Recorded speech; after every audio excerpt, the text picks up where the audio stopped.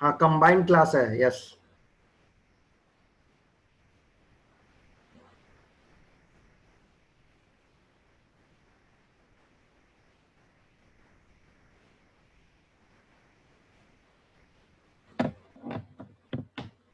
चलिए तो हम क्लास स्टार्ट कर रहे हैं यार।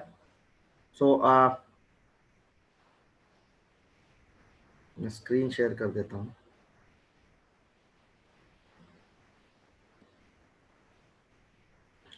तो आज हम GOC2 खत्म कर रहे होंगे।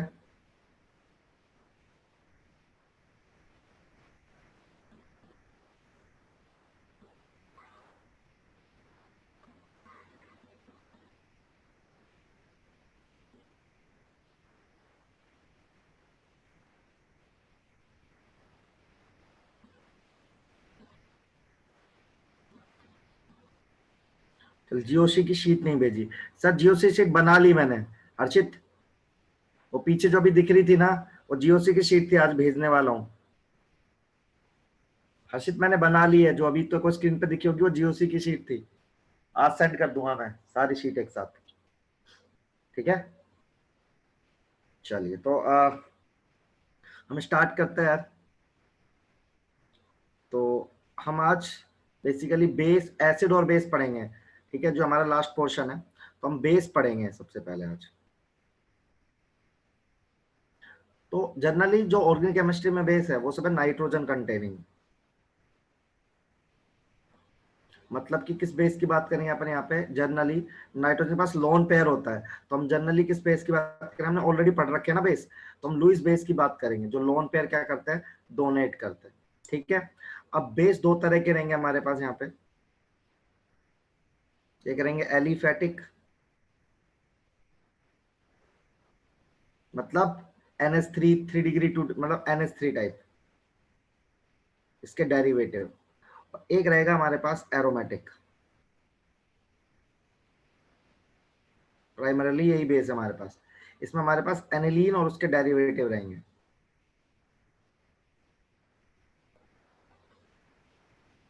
ठीक है।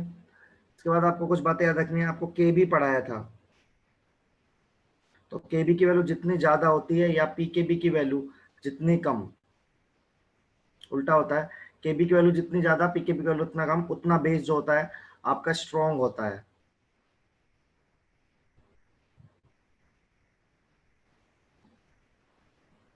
ठीक है। तो यहाँ पे ऑर्गेनिक में बेस देने का मतलब है लोन पेयर देने की टेंडेंसी। मतलब लुईस बेस है तो tendency to donate lone pair. तो बेसिकली यहाँ पे हम हमें करना क्या है, हमें ऐसे जैसे हमने कार्बोकैटायन या कार्बोएनायन में किया कि हमें बेसिक स्ट्रेंथ के बारे में।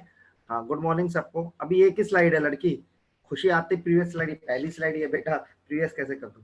तो होता क्या है कि बेस दो तरह का होता है यहाँ पे अपने ऑर्गेनिक में, और बेस हम जो भी कंसिडर करेंगे नाइट्रोजन कंटेनिंग करेंगे, मतलब सारे बेसिस लोन पेयर डोनेट कर रहे होंगे। तो एक होंगे क्या, एलिफेटिक, एक होंगे एरोमेटिक। एलिफेटिक होंगे अमोनिया और उसके डेरिवेटिव, ये होंगे एरोमेटिक इसके डेरिवेटिव। केबी क्या होगा, केबी जितना ज्यादा होगा या पीकेबी जितना कम होगा, बेस हमारा स्ट्रॉन्ग होगा। और यहाँ पर बेसिकली मतलब क्या है, टेंडेंसी लोन पेयर देने की टेंडेंसी हम डिफाइन करेंगे कि कौन बेस अच्छा है, कौन बेस बेकार है, ठीक है। तो डेरिवेटिव का क्या मतलब है मैं बता देता हूं अभी। तो देखो, अमोनिया मतलब ऐसा होता है, ये अमोनिया है जिसको हम सिंपली अमोनिया बोलते हैं। फिर आता है 1 डिग्री, तो अमोनिया हो गया हमारा सीधा सीधा। इसके डेरिवेटिव कैसे होंगे, यहाँ पे लोन पेयर है ये। अब इसका डेरिवेटिव कैसे, जैसे मान लो इसका डेरिवेटिव ये है, सबसे पहले HHR, यहाँ पे एक कार्बन से कनेक्ट रहेगा, इसको बोलते हैं 1 डिग्री बेस। यदि मान लो ये दो कार्बन से कनेक्ट हो जाए तो कितना डिग्री हो जाएगा, 2 डिग्री हो जाएगा। और यदि ये 3 कार्बन से कनेक्ट हो जाएगा यार, तो ये 3 डिग्री हो जाएगा। और तीनों केस में इसके ऊपर लॉन पेयर है यहाँ पे, ठीक है। तो ये अमोनिया और उसके डेरिवेटिव, ठीक है। यदि मैं एनिलीन के डेरिवेटिव की बात करूं, तो एनिलीन है मान लो ये, तो एनिलीन हो सकता है। अब एनिलीन के ऑर्थो में कुछ जुड़ सकता है, सब्स्टिट्यूटेड एनिलीन, समझ रहे हो आप? ऑर्थो में कोई ग्रुप जुड़ सकता है, पैरा में कोई ग्रुप जुड़ सकता है, मेटा में कोई ग्रुप जुड़ सकता है, ऑर्थो पैरा मेटा। तो ये है अमोनिया और उसके डेरिवेटिव, ये है उसके डेरिवेटिव। तो बेसिकली आज हमें ये स्टडी करना है, सब लोग देख लीजिए, आप कॉपी कर लो। हाँ मैं टाइम दे रहा हूँ नोट करने का। सर 1 मिनट लिखने दो। हाँ हाँ लिखते हो क्या आप लोग? Yes sir.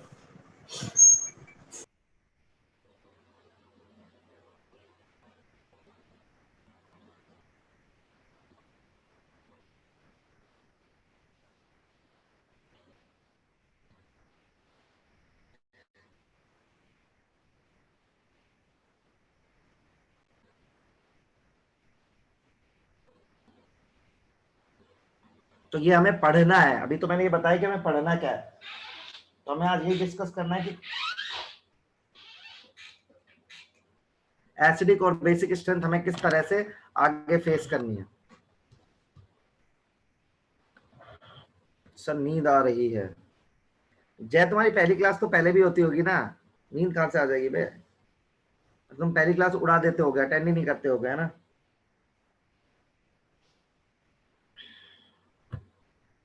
पहली क्लास कौन सी? एक तो है पहली क्लास। नहीं, जब तुम अलग थे। हो गया सर। हो गया, चलो। सर 1 मिनट रुक जाओ। जितने भी बच्चे इस क्लास में सब अनम्यूट रहते हैं, तो आप अपने आप को अनम्यूट करके बोल भी सकते हैं, आपके पास ये वाली फैसिलिटी अवेलेबल है।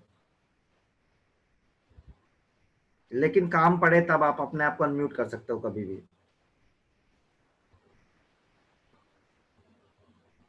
जब तक हो चैट गया से। सर, हटा दो।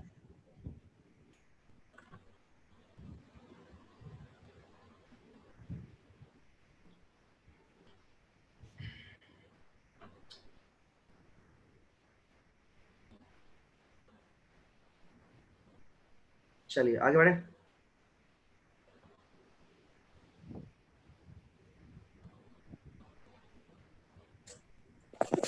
Yes sir. जेई और नीट बैच मर्ज होएगा? हाँ मर्ज हो गया। आपको तो क्या ही फर्क पड़ रहा है, आप तो अपने कंप्यूटर पर अकेले ही बैठे हो ना, मैं भी तो बैठा ही हूँ अकेला, क्या ही फर्क पड़ रहा है। चलो अब देखो, अब सब लोग सुनो, मैं ओवरऑल बेसिक स्ट्रेंथ की बात कर रहा हूँ, सब लोग देखो कि मैं इफेक्ट लगाना चाहता हूँ GOC1, ठीक है, बेसिक स्ट्रेंथ। अपने यहाँ पे बेसिक स्ट्रेंथ है क्या, सोचो। Tendency to donate lone pair, है ना बेटा?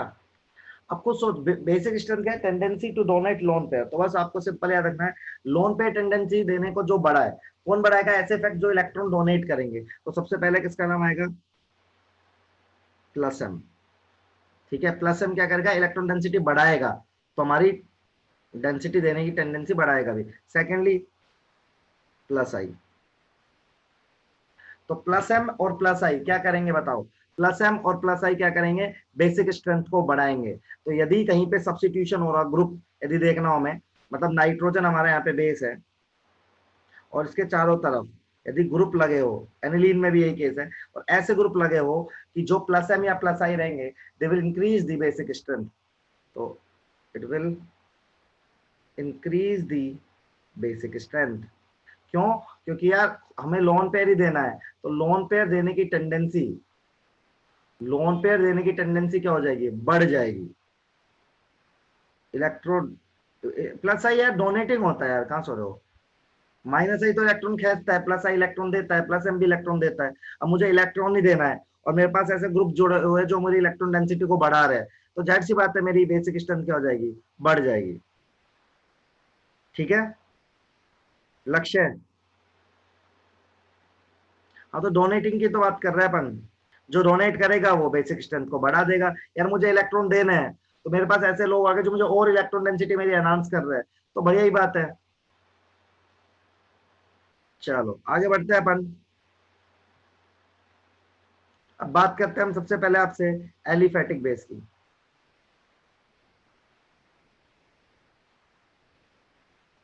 तो कुछ सोचो यार, अपने पास क्या है, 3 डिग्री, 2 डिग्री, सबसे पहला पॉइंट,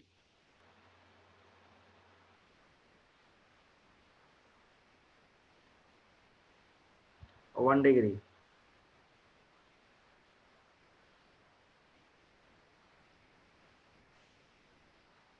और अमोनिया।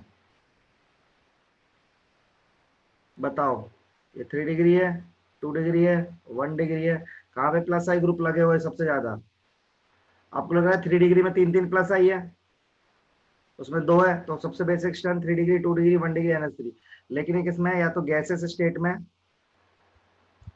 या नॉन पोलर में। एक्वस सॉल्यूशन में एक चीज और कंसीडर करनी पड़ेगी, मैं थोड़ी देर बाद में पढ़ाऊंगा। सोलवेंट यदि आपका ऐसा रहेगा जो कि पोलर रहेगा तो हाइड्रेशन होगा, तो वो पढ़ाना है अभी। लेकिन सिंपली नॉन पोलर या गैसेस में बात करूं तो कुछ सोचो, सबसे ज्यादा बेसिक स्ट्रेंथ किसकी रहेगी? सबसे बेसिक स्ट्रेंथ रहेगी 3 डिग्री की। क्यों? क्योंकि 3 प्लस आई ग्रुप लगे हैं, फिर 2 डिग्री में कितने लगे हैं? 2, फिर 1 डिग्री में ऐसे।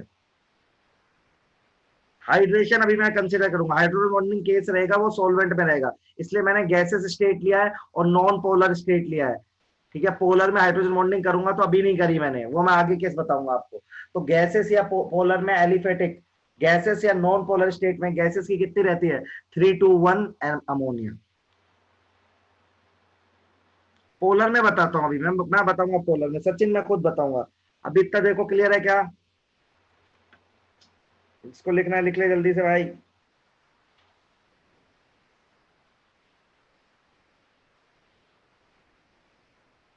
सही है। दूसरा, नाइट्रोजन के हाइब्रिडाइजेशन पे भी डिपेंड करता है ये, तो नाइट्रोजन दूसरा केस।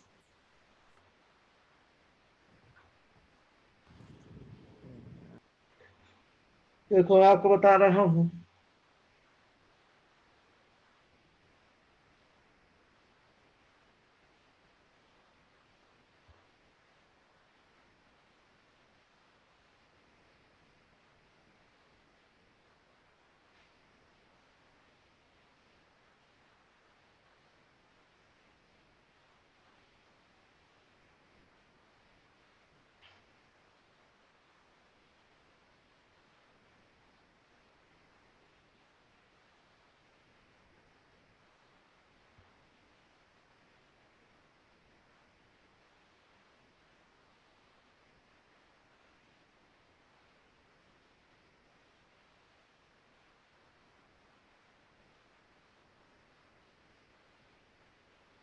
तो देखो यहाँ पे ये फर्स्ट, सेकंड, थर्ड, फोर्थ। देखो इसको कैसे करेंगे, यहाँ पे ना ये sp3 है, यहाँ पे sp2 है, यहाँ पे भी sp2 है, यहाँ पे sp है। देखो नाइट्रोजन जब सिंगल बॉन्ड से कनेक्टेड रहेगा, क्या हुआ? हाँ ये फिक्स शेड्यूल है यार, सुनो अब मेरी बात, कि यदि नाइट्रोजन तुम्हारा सिंगल बॉन्ड से कनेक्ट है तो sp3 है, डबल से तो sp2 है, ट्रिपल से तो sp है। आप बोलोगे सर यहाँ पे भी सिंगल से है थर्ड वाले में, लेकिन थर्ड वाले में क्या है, आप कंसीडर करो लोन पेयर रेजोनेंस में जा रहा है। तो जब भी लोन पेयर रेजोनेंस में जाएगा ना, तो sp3 का sp2 हो जाएगा, यहाँ पे भी कार्बन आयन की तरह लोन पेयर रेजोनेंस में।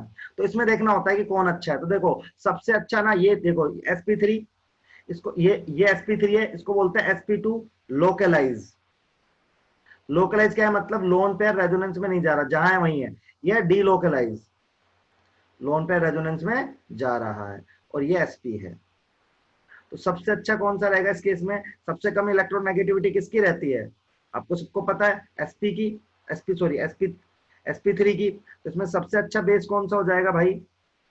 इसमें सबसे अच्छा बेस कौन सा हो जाएगा? सबसे अच्छा बेस रहेगा इसमें पहला, पहले के बाद कौन सा रहेगा? दूसरा, दूसरे में क्योंकि लोन पेयर अपनी पोजीशन पे, उसके बाद तीसरा, उसके बाद चौथा। क्योंकि तो पहला इसलिए अच्छा है, पहला, पहला देखो ये मतलब ये एक कैटेगरी में,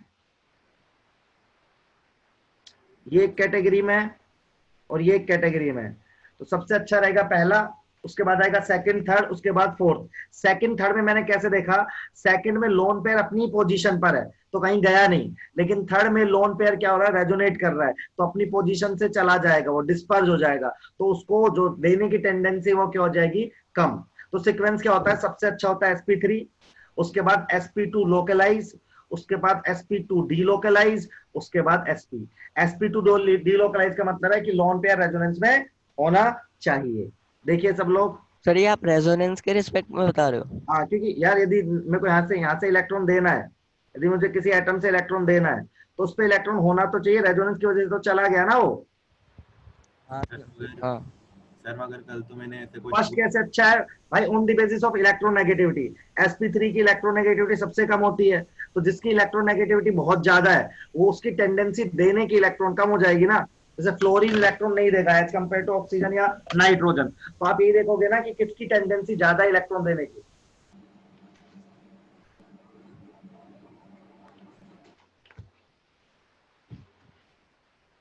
सब लोग लिख लो, ये इस पे ही क्वेश्चन आएंगे, तो आप ये या इसको पढ़ लोगे तो सारे क्वेश्चन हो गए। मतलब ये एक क्वेश्चन नहीं, इनफाइनाइट क्वेश्चन है। ऐसे अब मैं आर बार की वैल्यू बदल के आपको दे दूंगा, आप कर लोगे।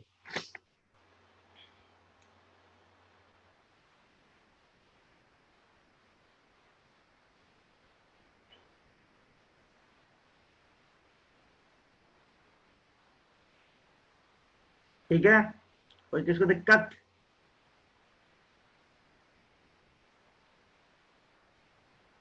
महिमा क्या हुआ, ये बेसिक स्ट्रेंथ का ऑर्डर है यार, बेसिक स्ट्रेंथ, बेसिक स्ट्रेंथ ही पढ़ा रहा हूं ना।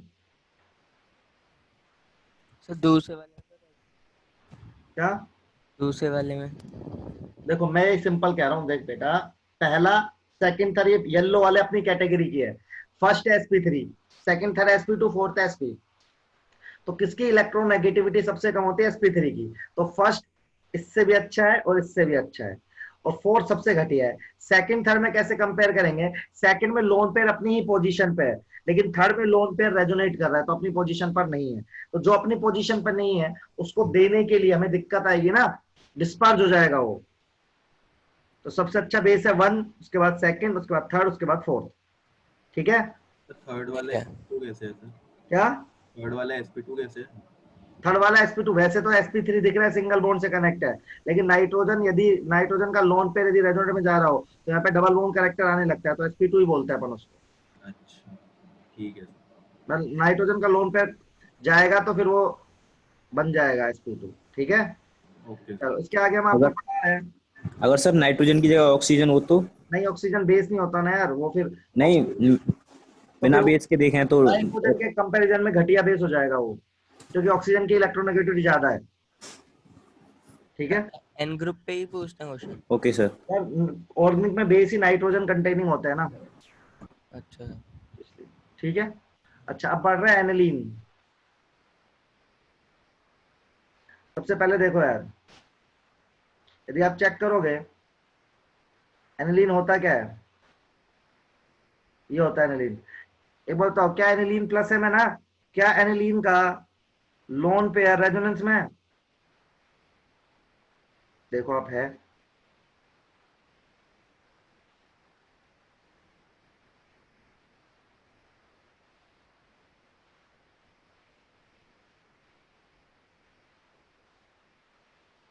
तो लोन पेयर ऑफ एनिलीन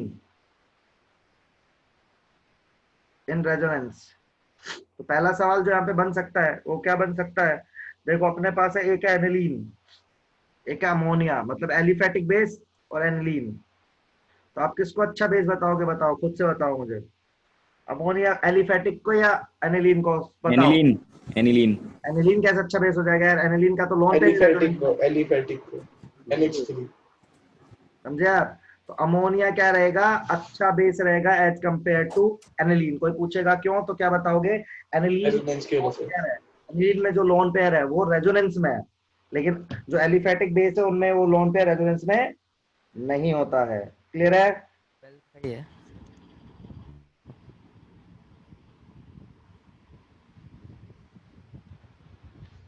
हाँ, इसलिए बेंजीन में माइनस आई शो करता है, लक्ष्य उससे अच्छा है ना, बेंजीन का माइनस आई देख रहा है, उससे बेटर तो अमोनिया ही देखना, लोन पेयर ही जा रहा है रेजोनेंस में। ज्यादा अच्छा तो वही है ना। ये क्लियर है सबको? लिख लो, एक क्वेश्चन इंपॉर्टेंट है ये।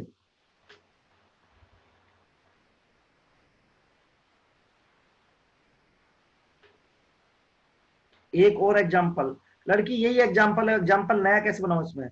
ये एग्जांपल नहीं है थ्योरी, यही एग्जांपल है, यही कंसेप्ट है। इसका एग्जांपल कैसे दूं मानसी? यही एग्जांपल है। एनिलीन है तो एक ही एनिलीन होता है, एनिलीन को मैं बदल नहीं सकता। एनिलीन का लोन पेयर रेजोनेंस में बेटा, एनिलीन का लोन पेयर रेजोनेंस में है, नाइट्रोजन का नहीं है ना।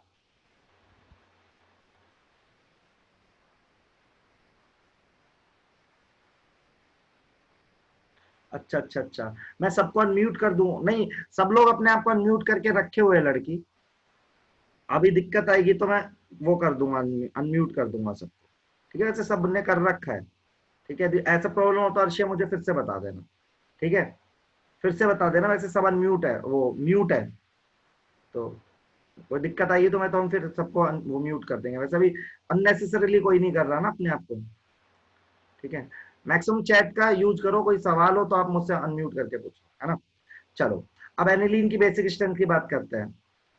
तो सबसे पहले इसमें एक इफेक्ट होता है, ऑर्थो इफेक्ट। ये पढ़ना है आपको। ठीक है, ज्यादा डिटेल में ना जाते हुए इसमें भी आपको एक मेन पॉइंट याद रखना है। मेन पॉइंट क्या है? ठीक है, जो अपना एनिलीन होता है, जो ऑर्थो सब्स्टिट्यूटेड एनिलीन होता है,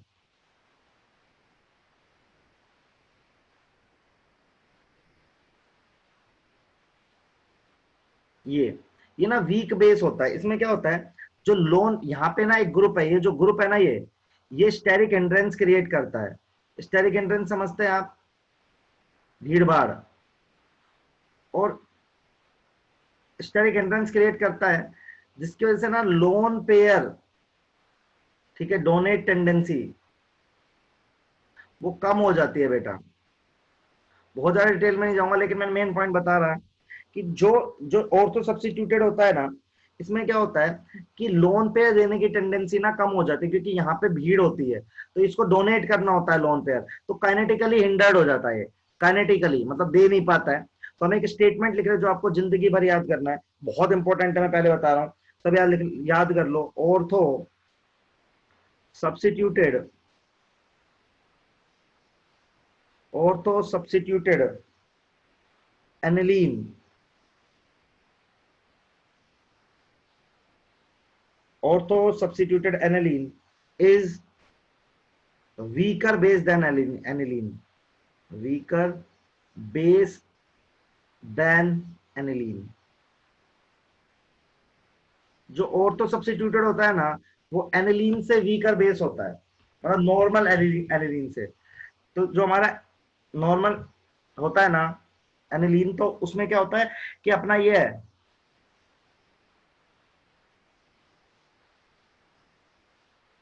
उसमें स्टेरिक एंड्रेंस नहीं होता। समझ आप? तो एनिलीन जो हमारा नॉर्मल है वो हमेशा अच्छा बेस आएगा, हमेशा। Ortho substituted aniline is always weaker base than aniline. आपको मेरी ये वाली बात ध्यान रखनी है क्वेश्चन करने के लिए। Ortho substituted aniline is weaker base than aniline, ये याद रखना है। Ortho substituted aniline is weaker base than aniline, क्यों? स्टेरिक एंड्रेंस के कारण। तो एक बार आप लिख लीजिए, फिर मैं अभी क्वेश्चन अभी बताऊंगा आपको मैं क्यों पढ़ा रहा हूँ, बताऊंगा। कुछ भी हुआ जी, पीयूष कुछ भी हुआ, चाहे जी प्लस एम हुआ, चाहे जी प्लस आई हुआ, कुछ भी हुआ जी, चाहे कुछ भी हुआ, चाहे प्लस एम ही क्यों ना हो पीयूष, तभी भी ortho substituted aniline is weaker base than aniline. This statement is true.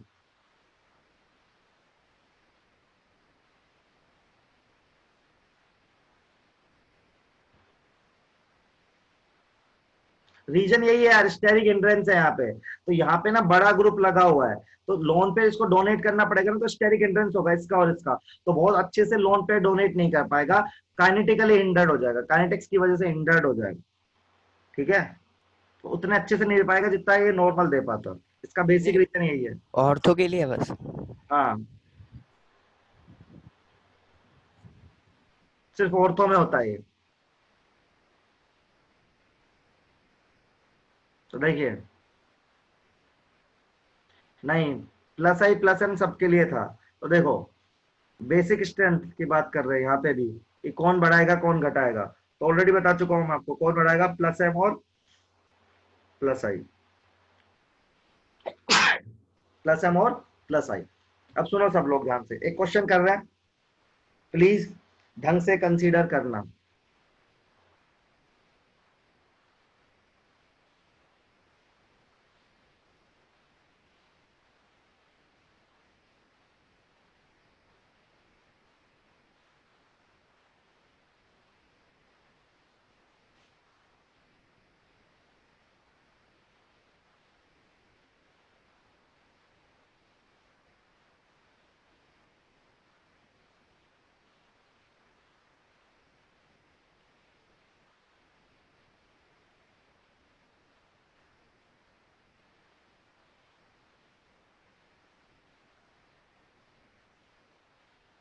देखो यार सब लोग, इफेक्ट्स देखो, सबको पता है OCH3 कैसा ग्रुप है, पहले यहाँ पे लिख रहा हूं मैं, प्लस एम एक और आई में माइनस आई है, इसमें किसी को दिक्कत नहीं होनी चाहिए।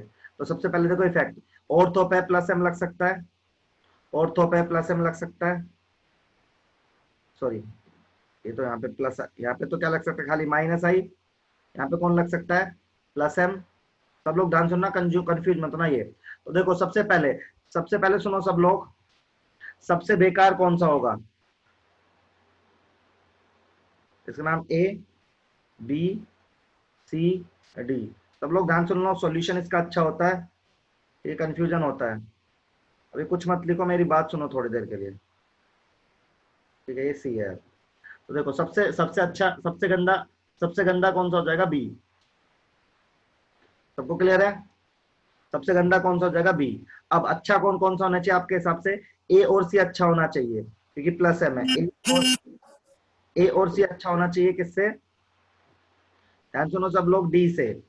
लेकिन आपको मैंने ऑर्थो इफेक्ट पढ़ाया है, पहला रिजल्ट ही आया मेरा। लेकिन ऑर्थो इफेक्ट में क्या होगा, सबसे जो अपना ऑर्थो सब्स्टिट्यूटेड एनिलीन है वो वीकर बेस आएगा एनिलीन से। तो ऑर्थो वाला कौन सा अपना, ए। तो डी ए से अच्छा आएगा, ठीक है, डी किससे अच्छा आएगा, ए से।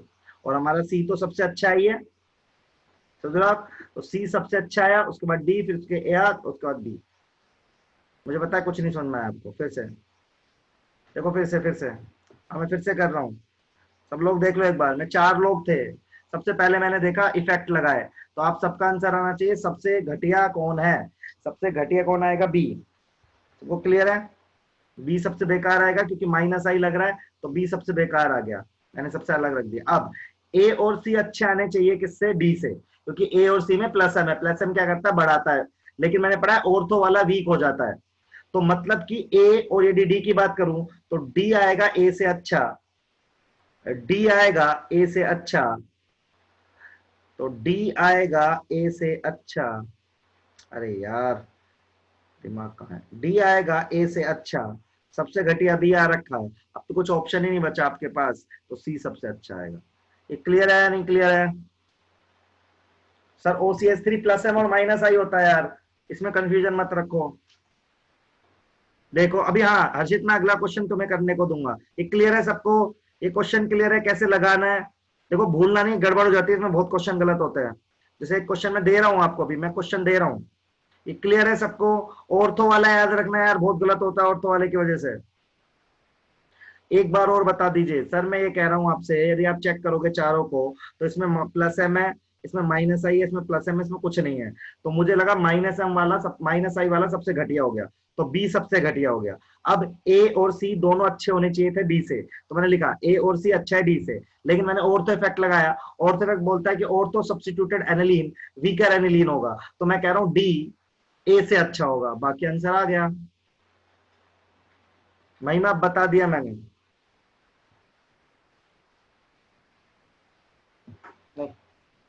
ठीक है। तो चलो एक क्वेश्चन और दे रहा हूं मैं, लक्ष्य बी वाला क्या, बी वाला माइनस आई है, माइनस आई डिक्रीज करता है यार, माइनस आई डिक्रीज करता है बेसिक स्ट्रेंथ, सिंपल। चलो एक क्वेश्चन और करके बताओ फटाफट, ध्यान से करोगे तभी सही होगा, नहीं तो सही नहीं होगा, पहले बता रहा हूं मैं। देखो GOC1 जितना स्ट्रॉन्ग होता है ना उतनी ऑर्गेनिक स्ट्रॉन्ग होती है, तो आपको वो ध्यान से गेम सेट करना पड़ता है। इसमें सारी चीजें सोच के अप्लाई करके आंसर लिखोगे तो कभी गलत नहीं होता।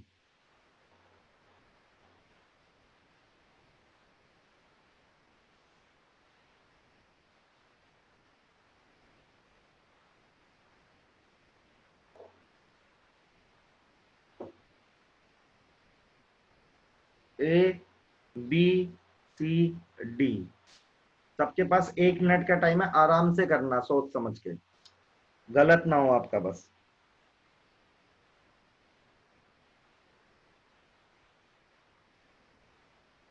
इतना आसान नहीं है जितना दिख रहा है, ये पहले बता रहा हूं।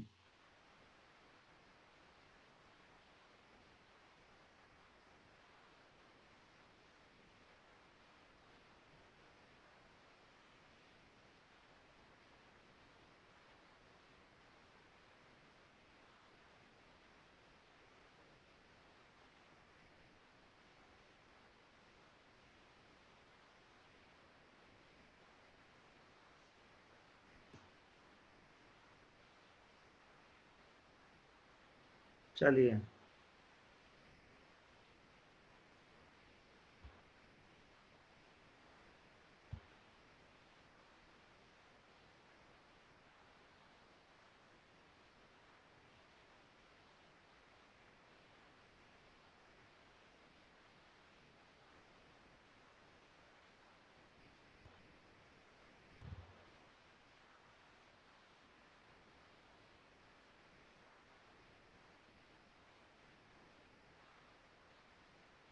DBCA आ रहा है, DCBA भी आ रहा है।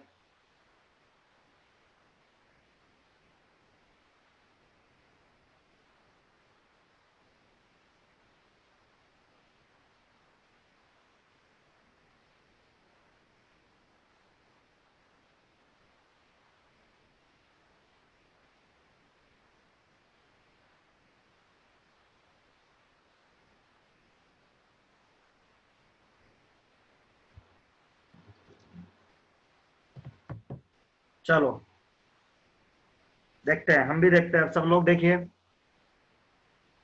सबसे पहले यहाँ पे कौन सा लगेगा, सब लिखते जाओ -m। यहाँ पे भी कौन सा लगेगा -i। यहाँ पे कौन सा लगेगा -m। और यहाँ कुछ नहीं लग रहा, तो इस बार डी सबसे अच्छा है, क्योंकि -m और -i हमेशा अपना घटाते हैं। तो पहली बात तो जिनका बी आ रहा है वो गलती है, ठीक है। और डी के बाद कौन सा आएगा अब हमें चेक करना है। इसमें देखो, इसमें भी -m लग रहा है, इसमें भी -m ज्यादा होता है -i, तो डी के बाद आएगा बी। अब बात रही ए और सी में कंसीडर करने की, ए और सी में कंसीडर करना है। देखो मैंने सबसे अच्छा डी क्यों बताया, क्योंकि डी में यार ना तो -m है ना तो -i है, ठीक है। अब ए और सी में -m थे, -i तो ज्यादा, -m को प्रायोरिटी देते हैं, तो -a और सी पीछे रह जाएंगे बी से, ठीक है। अब ए और सी में देखो कैसे देखोगे आप, ए और सी में हमें बेकार ही अच्छा बेस लगाना है। अब देखो m दोनों में लग रहा है, आई सोचते हैं, NO2 का कौन सा फैक्टर रहेगा -i, यहाँ पे भी कौन सा रहेगा -i। देखो ए और सी में कंपेयर कर रहा हूं तो आई पे गया हूं। अब ए और सी में -i किस में ज्यादा लगेगा, ए में ज्यादा लगेगा, राइट, क्योंकि ए पास में है, ठीक है। ए क्या है, पास में, और सी में -i लगेगा कम, तो सी में -i कम लगेगा तो सी जीत जाएगा किससे, ए से। तो आंसर आ गया ये। एक चीज चेक कर लो, क्या ortho substituted aniline weaker base है क्या, हाँ मेरा ए वीकर बेस होना चाहिए था डी से, हाँ मेरा ए वीकर बेस है डी से, मेरा ऑर्थो फैक्ट भी यहाँ पे सेट हो रहा है। तो मैं फिर से कर रहा हूँ, मुझे पता है आपको दिक्कत आएगी, फिर से कर रहा हूँ। फर्स्ट ऑफ ऑल मैंने किया इधर -m -i पहला स्टेप। तो पहले स्टेप में मैंने डी को सबसे अच्छा बताया, उसके बाद बी को बताया। अब मुझे ए और सी में कंफ्यूजन थी यार, तो मैं -m लगा चुका था, तो मैंने उनका -i देखा सेकंड नंबर पे। तो सेकंड नंबर पे -i ऑर्थो पर -i ज्यादा लगेगा क्योंकि डिस्टेंस डिपेंडेंट रहता है, पैरा पर कम लगेगा। तो जहां पर -i ज्यादा लगेगा, जहां पर -i ज्यादा लगेगा वहां की बेसिक स्ट्रेंथ घट जाएगी, तो ए वीक आएगा, सी अच्छा आएगा। और एक चीज और चेक कर लेते हैं, ortho substituted aniline weaker base है क्या, तो मेरा ए ना डी से वीक आना चाहिए, वो आ भी रहा है, देखिए। तो किसी का आंसर आया था क्या सही, DBAC, तुषार का भी DBCA, स्वर्णिम तुम्हारा सही आया था बेटा। बाकी लोग देखो क्लियर है क्या, नीतीश तुम्हारा भी सही आया था, बढ़िया यार, काफी लोग का सही आंसर आया था। प्लस एम वाला एम मत लगाओ, प्लस एम लगाओगे तो दिमाग खराब होगा। सब लोग समझ गए? एक और क्वेश्चन दे रहा हूँ, ट्राई कीजिए सब लोग। सर हाँ सर इसमें प्लस एम एम के बाद फिर आई देखना है, फिर उसके बाद स्टेरिक हिंड्रेंस देखना है। क्या एम के बाद आई देखना है, फिर स्टेरिक हिंड्रेंस देखना है। यार, एम के बाद आई देखना है, स्टैटिक इंडेक्स तो अपने आप ही मेजर हो रहा है ना, उसको चेक करते जा रहे हैं। अच्छा ठीक है, सर एक क्वेश्चन और दे दो। मैं 2 और दे रहा हूँ, टेंशन मत लो।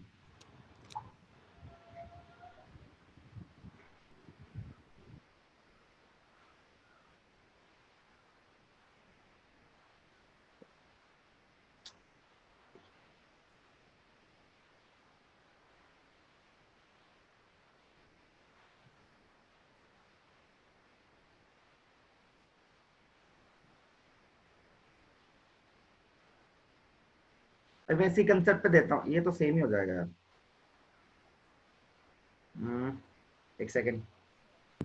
सर NH3 या NH2? NH2 सॉरी यार।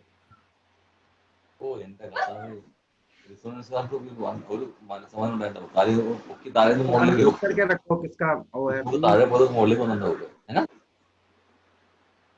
प्लीज अपने आप को म्यूट कर लो यार, यदि आपको काम नहीं है तो मुझसे प्लीज। हाँ, तो एक सेकंड हो जाइए, मैं क्वेश्चन सोच लेता हूँ। कोई അതിന് കവിഞ്ഞ എന്തോ നാശം വെച്ചിട്ടാണ് चलो ओ माइनस लगा देते ना, चलो सही।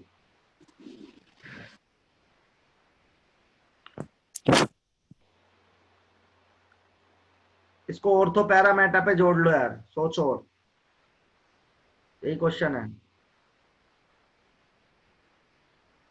ऑर्थो पैरामेटा पे जोड़ लो बेटा सब लोग इसको, और सोचो। देखो, यदि मेरी तरह सोचोगे ना, आपको कुछ याद नहीं रखना, आपको याद रखना है प्लस एम और प्लस आई इंक्रीज करेगा, माइनस एम और माइनस डिक्रीज करेगा, और ऑर्थो इफेक्ट। आपका ऑर्थो एनिलीन हमेशा ना एनिलीन से वीकर बेस आना चाहिए, बस ट्राई कीजिए। आसान है ये, एक ही तरह के क्वेश्चन होते हैं। मैंने वैसे दोनों तरह के क्वेश्चन करा दिया आपको। 0 0 0 0 सिद्धांत क्या हुआ ये? ओ माइनस है बेटा, वो 0 नहीं है। अच्छा, गलती से, फिर ठीक है, मैं लगाई तो।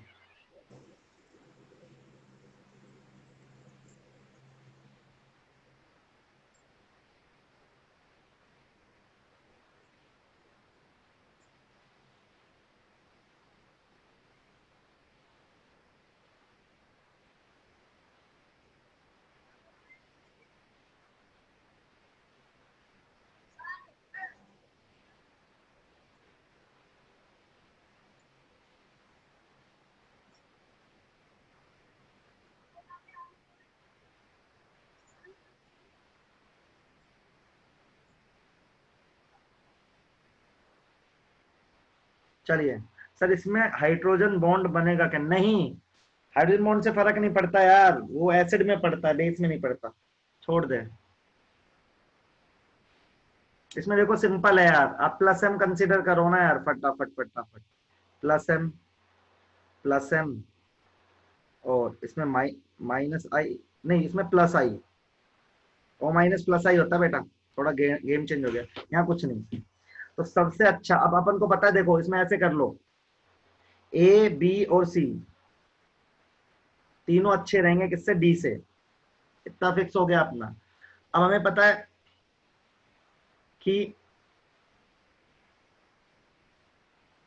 ठीक है, अब देखो इसमें आप क्या चेक करोगे? अब ए बी सी में से चेक करो। ए बी अच्छा आएगा किससे? डी से। ए और सी अच्छा आएगा, ए और सी किससे अच्छा आएगा? बी से। ठीक है, अब लेकिन एक गड़बड़ है, यदि आप सबसे अच्छा ए को नहीं बता सकते, क्योंकि ए हमेशा नीचे जाएगा, तो ए सबसे एंड में जाएगा, क्योंकि डी से बेकार होगा ए, और तो इफेक्ट। तो डी ए का तो काम बन गया, डी, ये ए वहां भाग गया पीछे, तो अब तो कौन बचा? सबसे पहले सी, उसके बाद बी, फिर D A. C B D A आ रहा है भाई, गलत आ रहा है आप लोगों का। C D, C B, C B आ रहा है मेरा तो यार। भाई देखो गड़बड़ कर दिया आप लोगों ने फिर से। कंसेप्ट कंफ्यूज मत होना, कठिन लगेगा, कठिन नहीं है, बहुत आसान है, तो मेरी तरह करते जाओ। पहले आपके हिसाब से क्या आना चाहिए, ए बी सी, अच्छा आना चाहिए डी से। अब एक पहले से फिक्स कर लो, डी से भी बेकार कौन आएगा, ऑर्थो सब्स्टिट्यूटेड। तो पहले ऐसे कर लो ना कि बी सी अच्छा है, उसके बाद डी है, उसके बाद ए है। अब बी और सी में देखो, बी और सी, सी में कौन प्लस एम है, बी में प्लस आई है, तो जाहिर सी बात है सी सबसे अच्छा, बी उसके बाद, डी उसके बाद, ए उसके बाद।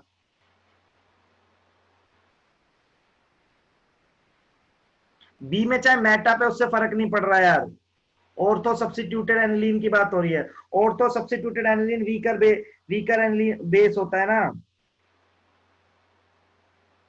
सर बी तो बेकार है सर, ए से। कौन बी बेकार है ए से? नहीं यार, ए बेकार होगा डी से, वही तो पढ़ा रहा हूं। ऑर्थो इफेक्ट नहीं लगाया तूने यार मेरे भाई, ऑर्थो इफेक्ट। ओ माइनस है प्लस आई। सर नहीं सर सर, चाहे मेटा डायरेक्टेड हो चाहे पैरा डायरेक्टेड हो, कुछ भी हो, कुछ ऑर्थो भी हो, डायरेक्टेड। कुछ भी हो, ortho substituted aniline is weaker base than aniline. Sir नहीं, डी का तो सर बढ़िया लग रहा है ना उससे, अरे यार डी यार को क्या ए बोल से। रहा है, तेरे को सर डी ऑर्थो डायरेक्टिंग है। यार, उससे फर्क नहीं पड़ता ना, ortho substituted aniline weaker base होता है एनिलीन से, यही तो बताया स्टेरिक एंट्रेंस के कारण। तो ए तो डी से बेकार ही जाएगा, ये तो सिखा रहा हूं। मुझे पता है ए में प्लस एम लग रहा है, मुझे पता है ए में प्लस एम लग रहा है, तो आप बोलोगे सर ए तो अच्छा होना चाहिए डी से, नहीं हाँ होगा। वही सिखा रहा हूँ, वो नहीं होगा यार, वही सिखा रहा हूँ, वही तो समझो। सर बी और डी वाला बता दो एक बार। बी और डी, यार बी में तो प्लस आई है, डी में कुछ भी नहीं है, तो प्लस आई इंक्रीज करता है, तो बी तो डी से अच्छा होगा, समझे? थोड़ा सोचो, मैं कुछ सिंपल बातें लगा रहा हूं। Plus M and plus I increase करेगा ortho substituted aniline. Nitish, Nitish यार ओ माइनस का प्लस आई लिखवाया था लड़के, नीतीश यार भूल गया, प्लस आई के ग्रुप याद कराए थे, O minus, CO minus, 3 degree, 2 degree, 1 degree. और किसी कोई प्रॉब्लम, आगे का सवाल समझ में? हाँ, सीओ माइनस भी प्लस आई होगा, ये आगे का समझ में? एक और, ठीक है, एक और कर लो यार, इसी बेसिस पे दे रहा हूं। एनिलीन लो, क्वेश्चन तो सेम ही होगा, पता है आपको, चेंज नहीं होगा। सीएचओ लगा दो, ऑर्थो, मेटा, पैरा, एनिलीन, बताओ। इसमें सीएचओ को बदल देना पोजीशन, बताओ।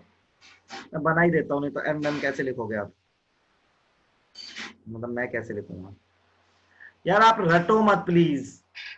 जो मैं आपको बोल रहा हूँ ना, उस पर ध्यान दोगे ना, तो कोई सवाल गलत नहीं होगा, नहीं तो कोई सवाल ठीक नहीं होगा।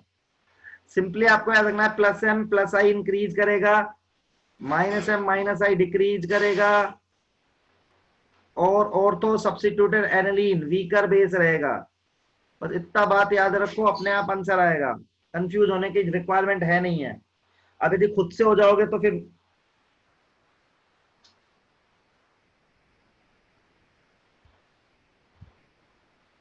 चलो आगे बढ़ूं, फटाफट फटाफट करना है मुझे, जल्दी जल्दी करो। आ जाओ, सबसे पहले मैं कर रहा हूं, this is minus M, this is minus M, नहीं दिस इज माइनस आई।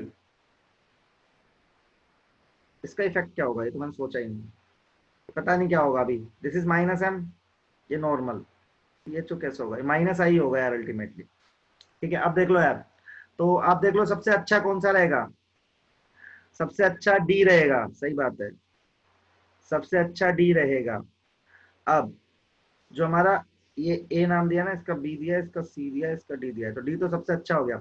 अब आप एबीसी में देखो, बी अच्छा रहेगा, ए और सी की बात करें तो ए और सी में देखोगे तो सी अच्छा रहेगा, फिर ए, डी बी सी ए, पहला सवाल रिपीट हो गया, डी बी सी आ रहा है, डी बी सी आ रहा है यार, डी ए बी सी कैसे आ सकता है यार, माइनस एम डिक्रीज करता है, फिर आप गलत करो, डी बी सी आएगा इसका answer. CHO minus M Q है। माइनस आई है सर, माइनस एम तो यार ऐसे है, देखो भूल गए तुम लोग, X double bond Y, Y की इलेक्ट्रॉन नेगेटिविटी एक्स से ज्यादा, माइनस एम होता है बेटा, सही है।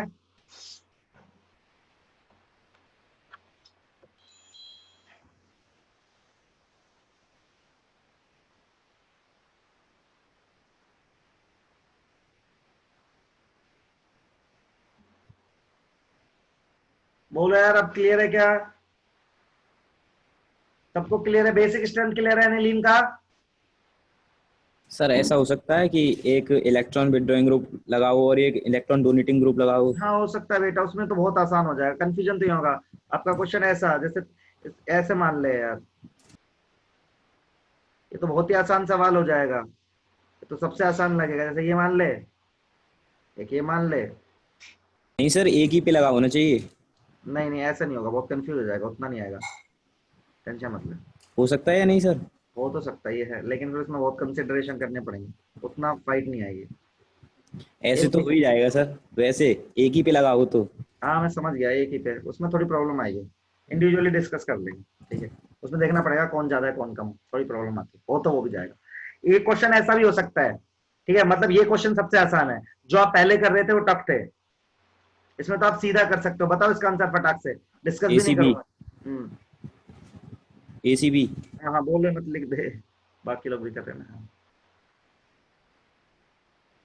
ब्रो माइक पे मत बोला करो यार, चैट पे लिखा है।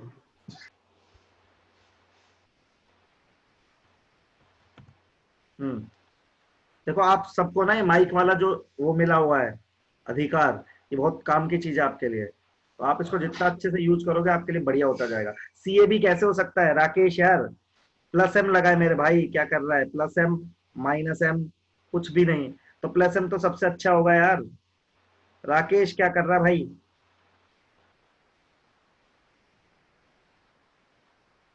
इसका आंसर तो पक्का है, एसीबी आएगा, कंफ्यूजन ही मत रखो, ये तो सबसे घटिया सवाल हुआ, आपको इतने अच्छे अच्छे सवाल कराए पीछे। डन, तो भाई अब एसिड पे आएंगे, इसके बाद अपन सीधा कूद के, चलो।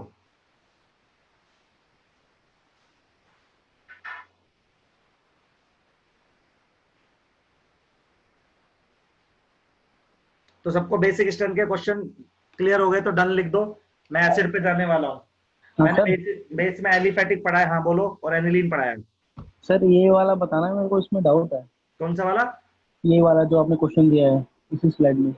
इसमें क्या डाउट है, ये जो खुला हुआ है? हाँ इसी में सर, इसमें तो OCH3 वाला क्या है, तो लेने वाला ग्रुप है तो सर। प्लस एम ग्रुप होता है OCH3 मेरे भाई। अच्छा, प्लस एम माइनस एम होता है ना इसका? तो माइनस आई बाद में कंसीडर करेंगे ना, पहले तो प्लस आई कंसीडर करेंगे, प्लस एम करेंगे, पहले तो एम कंसीडर करते हैं ना, एम यदि दोनों में आ जाता तो आई पे जाते हैं ना, सीक्वेंस वाइज लगाना होता है। अच्छा सर, इस OCH3 का प्लस एम होता है या फिर माइनस एम होता है, ये प्लस एम यार, कनेक्टिंग एटम पर लोन पेयर होता है, तो प्लस एम होता है। ओके सर, आगे आगे। प्रीवियस वाला क्वेश्चन नहीं समझा नहीं सर यार, प्रीवियस वाला देख यार, प्रेस वाला सिंपल है मेरे भाई, देख लक्ष्य है, तूने चारों लिखे, इसमें माइनस एम था, इसमें माइनस एम था, इसमें माइनस आई था, इसलिए डी सबसे अच्छा हो गया। अब minus M minus M minus I, तो माइनस आई वाला अच्छा हो जाएगा। अब बचे ए और सी, ए और सी में माइनस आई लगा ले CHO का, ऑर्थो में डिस्टेंस डिपेंडेंट होता है, तो ऑर्थो में माइनस आई ज्यादा लगेगा, तो ए घटिया हो गया। ठीक है लक्ष्य?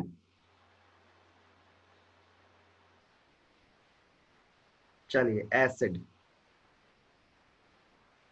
मैं आपको एक बात बताना चाहता हूं, ठीक है, जो कि मुझे आयोनिक में बतानी चाहिए थी, लेकिन मैं वहां बता रहा हूं कि स्ट्रॉन्ग एसिड और स्ट्रॉन्ग बेस, स्ट्रॉन्ग एसिड का कॉन्जुगेट क्या बनता है? बेस, इसका कॉन्जुगेट एसिड बनता है। तो जो स्ट्रॉन्ग होता है ना, उसका हमेशा जो बचा हुआ पार्ट होता है वो वीक होता है, याद रखेंगे। और वीक एसिड है और वीक बेस है, तो इसका कॉन्जुगेट बेस बनेगा, इसका कॉन्जुगेट एसिड बनेगा। तो वीक का हमेशा स्ट्रॉन्ग बनता है, स्ट्रॉन्ग का वीक और वीक का स्ट्रॉन्ग, याद रखेंगे सब लोग कि स्ट्रॉन्ग का जो बनेगा बचा हुआ पार्ट वो वीक बनेगा, और वीक का जो बनेगा वो क्या बनेगा? स्ट्रॉन्ग बनेगा। मैंने थोड़ा सा ये गलत बनाया है,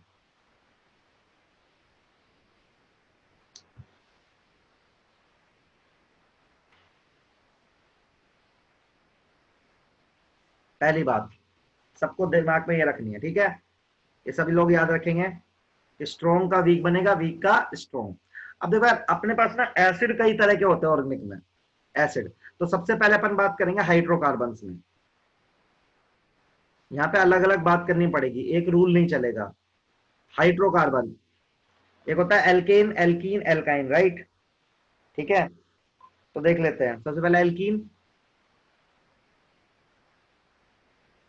एल्केन,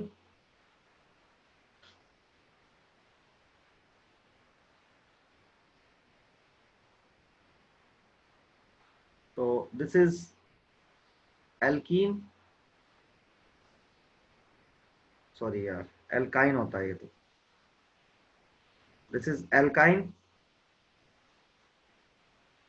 एल्कीन, एल्केन। अब देखो यार सब लोग ध्यान से, मैं आपको बताना क्या चाहता हूं।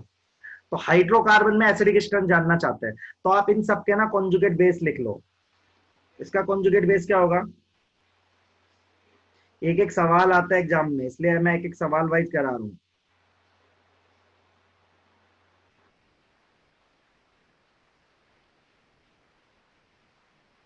तो देखो, अब सब लोग देखो, यहां पे नेगेटिव चार्ज sp कार्बन पर है, यहां पर नेगेटिव चार्ज sp2 कार्बन पे है, यहाँ पे कार्बन किस पे sp। तो कौन ज्यादा स्टेबल है बताओ? स्टेबल मतलब वीक, स्टेबल होने का मतलब है वो रिएक्टिव नहीं होगा। तो बताओ कौन ज्यादा स्टेबल है? किसका कॉन्जुगेट बेस सबसे वीक आ रहा है? sp का। सबसे वीक किसका आ रहा है? sp का। तो एसिडिक स्ट्रेंथ का ऑर्डर क्या होगा बेटा? एल्काइन सब ज्यादा एसिडिक होंगे, उसके बाद एल्कीन, उसके बाद एल्केन। तो सब लोग ध्यान से सुन लो, कोई पूछेगा आपसे कि एल्कीन, एल्काइन, एल्कीन और एल्केन में एसिडिक स्ट्रेंथ का ऑर्डर बताओ, तो आप क्या बोलोगे? Sir alkynes are more acidic than alkene और फिर एल्केन। कोई पूछेगा क्यों, तो आप कॉन्जुगेट बेस लिख दोगे। कॉन्जुगेट बेस लिखोगे तो कैसा आएगा? sp sp sp। तो किसका कॉन्जुगेट बेस ज्यादा स्टेबल आएगा? ठीक है, कॉन्जुगेट बेस किसका स्टेबल आएगा? एल्कीन का, एल्काइन का। मतलब ये कॉन्जुगेट बेस सबसे ज्यादा स्टेबल है। स्टेबिलिटी वाइज बात करें, क्योंकि sp कार्बन पर नेगेटिव चार्ज, सॉरी हाँ ये sp3 आएगा, ठीक है, हाँ वो sp3 है बिल्कुल। तो नेगेटिव चार्ज किस पर स्टेबल है? यदि मैं स्टेबिलिटी वाली बात करूं, स्टेबिलिटी, तो स्टेबिलिटी में sp, sp2, sp3, ठीक है। इसलिए इसका उल्टा क्या हो जाएगा? हाँ वो sp3 कर दिया मैंने, समझ गया आप लोग, कर दिया। तो क्लियर है क्या? बताइए क्लियर है क्या? एक क्वेश्चन ही हो सकता है, पहला सवाल।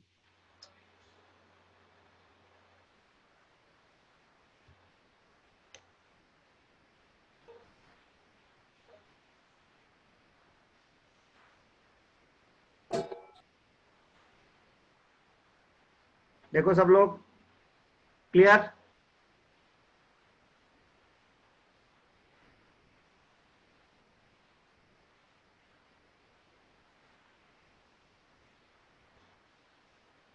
चलिए थैंक यू। तो इसके बाद हम बात करेंगे आपसे फिनोल की।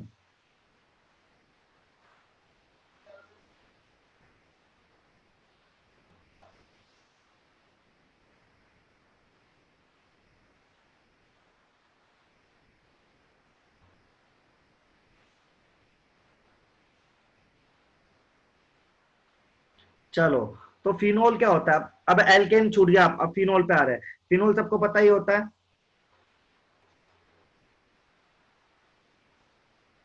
अब फिनोल एसिडिक है या नहीं है, इसको चेक करने के लिए हम इसका भी कॉन्जुगेट बेस लिखते हैं।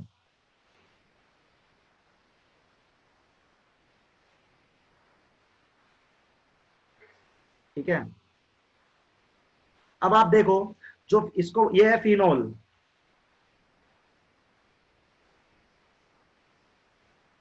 इसको बोलता है फिनॉक्साइड आयन। जो फिनॉक्साइड आयन है वो रेजोनेंस स्टेबलाइज, आप देखोगे तो रेजोनेंस स्टेबलाइज है ये। तो कोई पूछेगा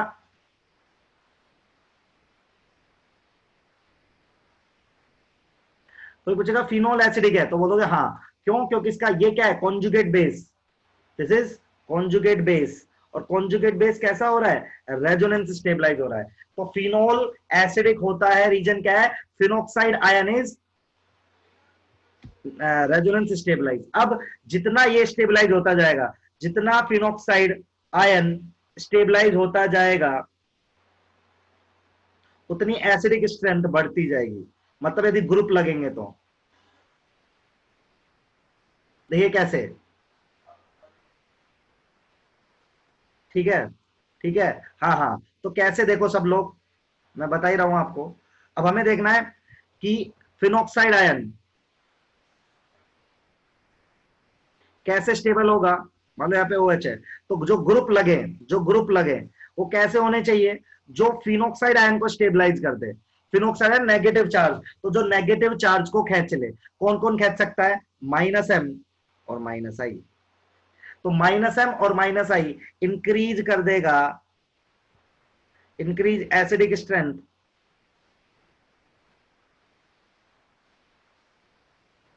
as they stabilize क्या, फिनॉक्साइड आयन। समझे क्या सब लोग। तो फिनोल की एसिडिक स्ट्रेंथ कौन बढ़ाएगा, -M एंड -I। क्लियर है क्या सबको। क्यों, क्योंकि मैंने यहाँ पे सिखाया आपको कि जो फिनोल है वो फिनॉक्साइड आयन बनाता है और फिनॉक्साइड में नेगेटिव चार्ज है, तो जो नेगेटिव चार्ज को स्टेबलाइज करेगा वही क्या करेगा, बेसिकली फिनोल की एसिडिक स्ट्रेंथ को बढ़ा देगा। क्लियर है सबको। क्वेश्चन देख लेते हैं एक दो, लास्ट स्लाइड, ओके।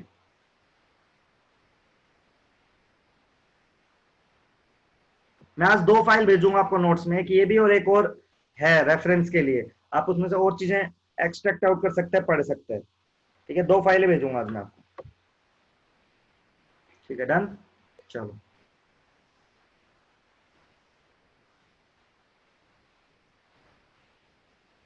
चलो, तो एक क्वेश्चन करके बताओ मुझे सब लोग। सबसे पहला सवाल,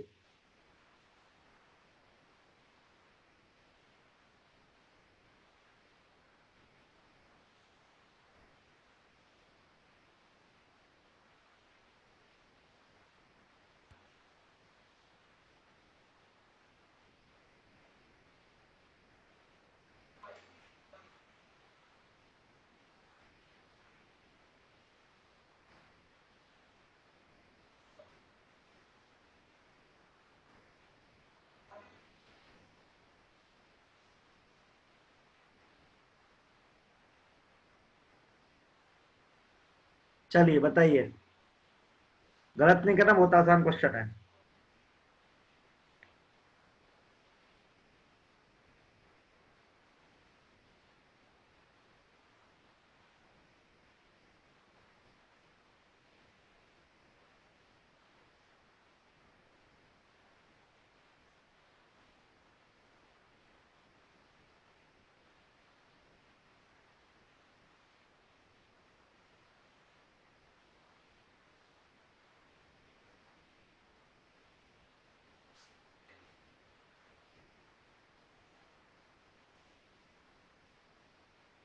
गलत कर रहे हो अभी भी आप आंसर।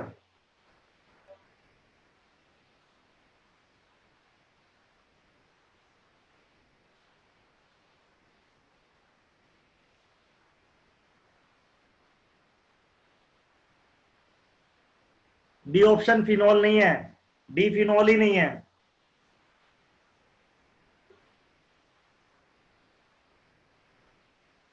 देखो आप लोग का ना बहुत अप्रोच गलत है। आप लोग ऐसे किया करो, थोड़ा ध्यान से यार। सबसे पहले डी सबसे घटिया है, मैं बता रहा हूं आपको, डी सबसे घटिया है, क्योंकि इसमें तो फिनॉक्साइड आयन रेजोनेंस स्टेबलाइज ही नहीं है। देखो ना बीच में गायब है, तो डी तो सबसे घटिया है। अब ABC में से आपको कंसीडर करना है, ठीक है। तो यहां पे लगा -M ग्रुप, यहां पे लगा बेटा +M ग्रुप। अब आपको पता है कौन बढ़ाता है स्टेबिलिटी, -M, कौन घटाता है +M। तो सबसे अच्छा कौन होगा, A, उसके बाद कौन होगा C, उसके बाद कौन होगा B, उसके बाद कौन होगा D। खत्म। थोड़ा सोचते नहीं हो आप। ACBD आंसर आएगा। आशीष सही आए, ACBD। ध्यान से देखो यार, D सबसे घटिया होगा, उसमें तो फिनॉक्साइड आयन ही नहीं है। ये तो एसिड ही नहीं होगा, ये तो एसिड ही नहीं होगा यार, क्योंकि इसमें से H हटा दोगे तो रेजोनेंस ही नहीं होगा। फिनोल क्यों एसिड है, खुद सोचो। फिनोल क्यों एसिड है, क्योंकि phenoxide ion is resonance stabilise. हाँ, जिसका सही है अच्छी बात है, लेकिन बहुत लोग का गलत भी है ना। सर हाँ सर एक बार बी और डी में रीजन बता दो, क्योंकि यार मैं कह रहा हूँ डी तो एसिड ही नहीं है मेरे भाई, सर ये एक तो चीज बोल रहा हूँ।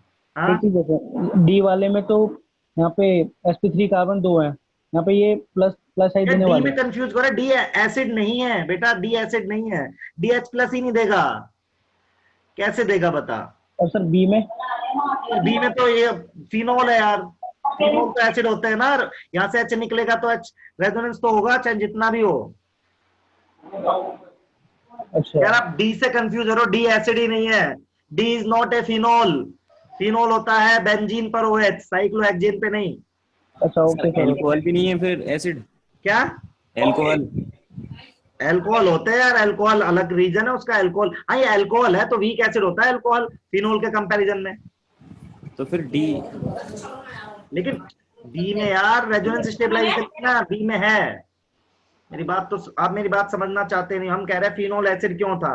मुझे एक बात को बताओ, आपने बोला था ना क्योंकि O नेगेटिव स्टेबलाइज हो रहा है, इसमें नहीं होगा यार, तो D in A B C में तीनों में रेजोनेंस होगा, डी में नहीं होगा बस, सही है। अच्छा ठीक है सर, थैंक यू सर। सोचो ना, हो सकता है डी एसिड हो जाए किसी कंडीशन में, अल्कोहल है वो ठीक है, लेकिन इनसे अच्छा नहीं हो सकता ना यार। चलो एक क्वेश्चन और है क्या? Hello sir. हाँ बोलो सर। सर डी में तो इलेक्ट्रॉन दिया जा रहा है और डी में तो इलेक्ट्रॉन कोई दे ही नहीं रहा है। सर बी में इलेक्ट्रॉन दिया जा रहा है, वो ग्रुप है, लेकिन एटलीस्ट रेजोनेंस स्टेबलाइज तो होगा। अरे एक बात बताओ सर, वो ठीक है, वो जब मैं एक इफेक्ट कंसीडर कर रहा हूँ तो इन तीनों के लिए इफेक्ट कंसीडर कर रहा हूँ सर, ओके समझ रहे हो आप, इसका तो कोई रिलेशन ही नहीं है यहाँ पर। यहाँ इन तीनों में, इन तीनों को देखोगे ना, आप बताओ एक बात पे हाँ या ना करो, क्या इन तीनों में O पे जो नेगेटिव आएगा वो रेजोनेंस में होगा या नहीं होगा? होगा। डी में होगा क्या? डी में रेजोनेंस, डी में resonance, no resonance. No resonance, तो डी सबसे घटिया हो गया बेटा, ठीक है। ओके अब ABC में तूने कंसीडर किया GOC1 से, right, you are considering the minus M effect of NO2 and plus M effect of OCH3, समझे? Yes okay sir, thank you sir. Okay चलो और कर लो एक दो क्वेश्चन यार सब लोग।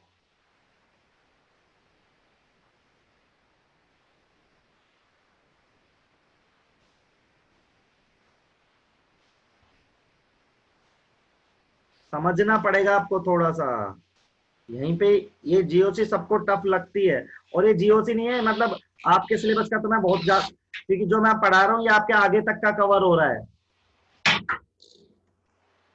चलो आंसर करो, सोच समझ के गलत नहीं करना, सोचोगे आंसर आएगा, बहुत आसान है। हर्षित का आंसर है BAC। हर्षित फिर गड़बड़ है कुछ, CBA ACB।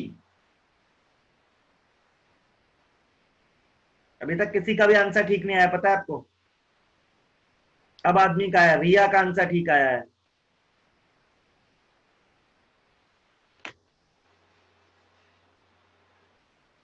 फिर क्लोरीन का सिर्फ माइनस आई कंसीडर करना है, याद रखना, हेलोजन्स का माइनस आई कंसीडर करते हैं। तो क्लास की टाइमिंग की बात करी थी आपने? यार अभी नहीं करी, आज तो पहली क्लास है ना, अभी करेंगे यार, ठीक है? ठीक है सर। रात में रख लो सर वो आपने वो वाली GOC की रेजोनेंस वाली शीट भी नहीं भेजी सर। भेज रहा हूँ, मैंने क्लास में बोला था स्टार्टिंग में, मैंने वो शीट बना भी ली, दिखाई भी थी, दिखाई भी थी सबसे पहले। सर अभी आया हूँ क्लास में। अभी आया है? हाँ सर, मैं कहा था सर, लेट उठा था। चलो यार ये प्रॉब्लम अपनी ना आप रखो हाँ ठीक है सर। आगे, कि आपको क्लास मेरी आगे पीछे करवानी है, प्रॉब्लम आप आगे रखो यार, है ना? मैं बोलूंगा तो थोड़ा अजीब हो जाता है, टीचर ही सोच रहा है कि वो सो के नहीं उठता। सर आप तो हेड हो। हेड की बात नहीं है यार, डिजिटल में मैं नहीं हूं ना, डिजिटल तो उधर से कंट्रोल होता है मुंबई से, डिजिटल प्रोग्राम जो है ना तुम्हारा, ये हम नहीं चलाते, ये सब मुंबई से कंट्रोल होता है यार। तो हाँ मैं दे दूंगा यार, तो उसमें अजीब सा लगता है ना कि मैं चाहता हूँ कि मैं सोता रहता हूँ, क्योंकि मुझे तो जगना ही 9 बजे, तुम्हारी क्लास नहीं तो कोई और क्लास लेनी है। चलो तो इसमें देखो माइनस आई माइनस आई माइनस आई, बताओ सबसे ज्यादा माइनस आई कहाँ लगेगा? सब लोग गलत लिखते हो पता है, ठीक है? माइनस आई सबसे ज्यादा कहाँ लिखते हैं बताओ? ऑर्थो पैरा पे। तो यार ऑर्थो पे लगेगा, तो ये सबसे अच्छा आना चाहिए, बी आना चाहिए, फिर सी। आपने पता नहीं क्या क्या आंसर चेप दिए है। सर ऑर्थो पैरा में से किस पे लगता है? माइनस आई ऑर्थो पे सबसे ज्यादा लगता है, फिर मेटा पे, फिर पैरा पे। सर इसका रीजन सर पहले पे ज्यादा नहीं लगता, वो क्रिस्टल वाला रीजन गिवन था नहीं नहीं नहीं, डिस्टेंस डिपेंडेंट होता है। सर, लेकिन एनसीईआरटी में गिवन था वो हेलवेल केन में। बेसिक स्ट्रेंथ बढ़ा रहा हूँ, बेसिक स्ट्रेंथ सिर्फ अभी, तो एसिडिक स्ट्रेंथ, हिंड्रेंस नहीं होता इसमें यार जय। ये बोलते हैं ना कि वो क्रिस्टल में, क्रिस्टल लैटिस में सबसे ज्यादा परफेक्टली फिट होता है पैरा वाला। नहीं नहीं यार, वो मेल्टिंग पॉइंट की बात होती है यार, मैं एसिडिक स्ट्रेंथ बढ़ा रहा हूँ अभी, एसिडिक स्ट्रेंथ बढ़ा रहा हूँ भाई मैं, वो तो अलग डायरेक्शन है। एसिडिक में भी वो यूज होता है। मैक्सिमम सर ये वाली वीडियो अपलोड करा देना यूट्यूब पे प्लीज। अरे यार, हाँ रिकॉर्डिंग चल रही है। हाँ रिकॉर्डिंग चल रही है, मैंने देख लिया। लेकिन मेटा में माइनस आई यार, आई यार simple, I is distance dependent, I distance dependent होता है, सब लोग सुनो यार। तो डिस्टेंस डिपेंडेंट में ऑर्थो सबसे पास है यार, आप फिनॉक्साइड आयन बनाओगे तो बना लो ना, यहाँ पे ही तो बनेगा, तो सबसे पास तो ऑर्थो पे रहेगा, उसके बाद मेटा पे रहेगा, उसके बाद पैरा पे रहेगा, सही है। ऑर्थो का इधर वो नहीं है क्या स्टेरिक? अरे यार वो एनिलीन में था और यार, तुम हर चीज में मिक्स कर रहे हो, पढ़ाया नहीं, बता मैंने फिनॉल में कहाँ पढ़ाया, ऑर्थो पढ़ाया मैंने फिनॉल में, देख कहीं नहीं पढ़ाया मैंने। अच्छा हाँ सर ठीक है। तुम कंफ्यूज हाँ। हो गए। हाँ भाई क्लियर है क्या सबको? Cl का प्लस एम नहीं लेंगे, मैंने बताया था हेलोजन का माइनस आई प्रायोरिटी पर लेते हैं, हेलोजन का माइनस आई प्रायोरिटी पर लेते हैं एज कंपेयर टू एम। तो फिनॉल क्लियर है तो डन लिख दो, तो मैं आगे बढ़ जाऊं। क्लियर है।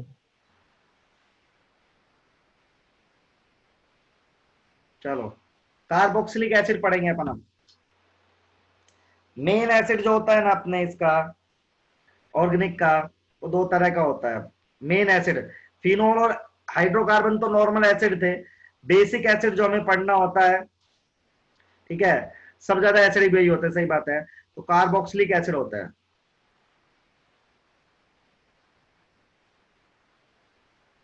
दो तरीके के होता है अगेन, एक बोल सकता है एलिफेटिक, मतलब RCOH, एक होता है एरोमेटिक, बेंजोइक एसिड जिसको अपन बोलते हैं।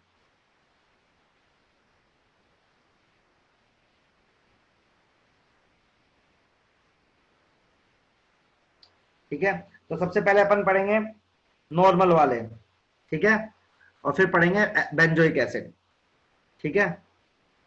देखिए सबसे पहले अपन आ जाते हैं नॉर्मल एसिड पे, तो कार्बोक्सिलिक एसिड, फिर बेंजोइक एसिड पे आ जाएंगे। कार्बोक्सिलिक एसिड मतलब एलिफेटिक, तो ये देखो सब लोग ध्यान से देखो, ऐसा होता है ये, ठीक है, इसमें से H निकाल दो, इसका कॉन्जुगेट बेस क्या बनेगा, ये बनेगा, इसको बोलते हैं अपन कार्बोक्सिलेट आयन।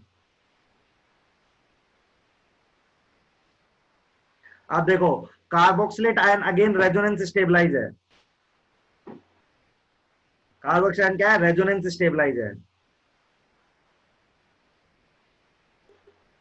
तो खुद सोचो आप कि कार्बोक्सिलेट आयन रेजोनेंस स्टेबलाइज है, इसीलिए ये एसिड है। कोई पूछेगा आपसे कार्बोक्सिलिक एसिड एसिड क्यों है, आप बताओगे RCO negative is resonance stabilise, RCO negative is resonance stabilise, मेरी बात समझ रहे हो आप, that's why this is acid. अब ये जितना ज्यादा स्टेबल होगा यार,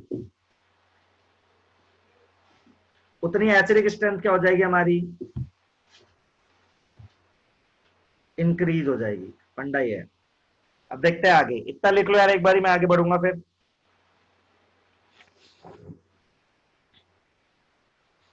तो कार्बोक्सिलिक आयन की स्टेबिलिटी को चेक करना है, जितना स्टेबल होगा उतना हमारा एसिड बढ़ जाएगा।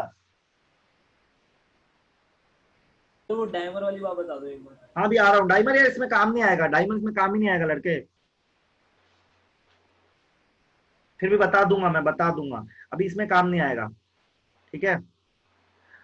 तो आप बताओ इसमें कौन कौन बढ़ाएगा, अगेन इसमें माइनस एम, माइनस आई क्या करेगा, इंक्रीज करेगा एसिडिक स्ट्रेंथ, एसिडिक स्ट्रेंथ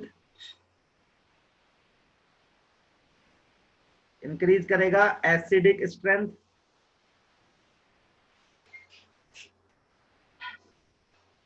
और प्लस एम और प्लस आई डिक्रीज करेगा। ठीक है, क्वेश्चन देख लेते हैं यार।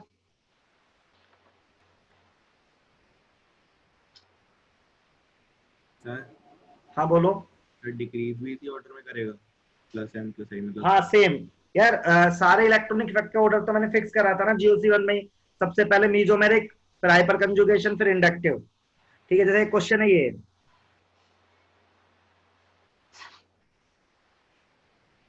इसमें ज्यादा अच्छे क्वेश्चन नहीं होते हैं, तो ज्यादा आता भी नहीं है ये, बहुत ज्यादा मतलब पूछा जाने वाला नहीं है ये।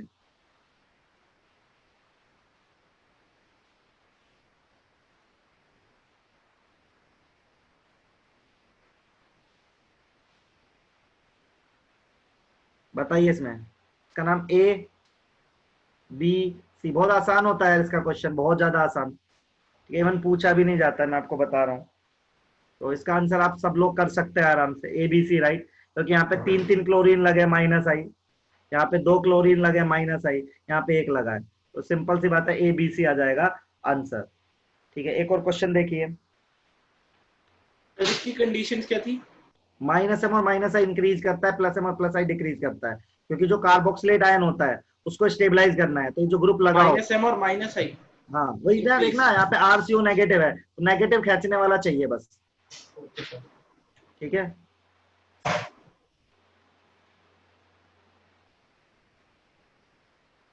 चलो इसके बाद देखो आप, एक क्वेश्चन और कर लो इसका, आपको ठीक लग जाएगा। FCH2 COH ClCH2 COH BrCH2 COH, बताइए। तो बहुत आसान है ये, मैं पहले बता रहा हूँ, अगेन ABC राइट, क्योंकि फ्लोरीन का inductive effect is more as compared to chlorine and bromine. इसमें तो किसी कोई दिक्कत नहीं है ना यार।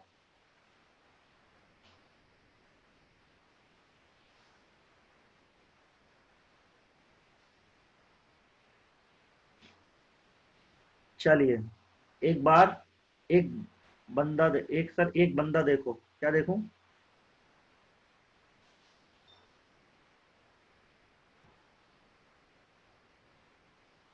क्या क्या दिखा रहे हो यार, मुझे नहीं समझ में आ रहा क्या लिख रहे हो। डिफरेंस में डिस्टेंस में डिफरेंस हो तो राकेश वही बात है कि एक क्वेश्चन ले लेते हैं, अरे आपको डिस्टेंस का भी चाहिए ना क्वेश्चन, तो आई कैन राइट कि एक क्वेश्चन और ले लेते हैं, कोई दिक्कत नहीं है।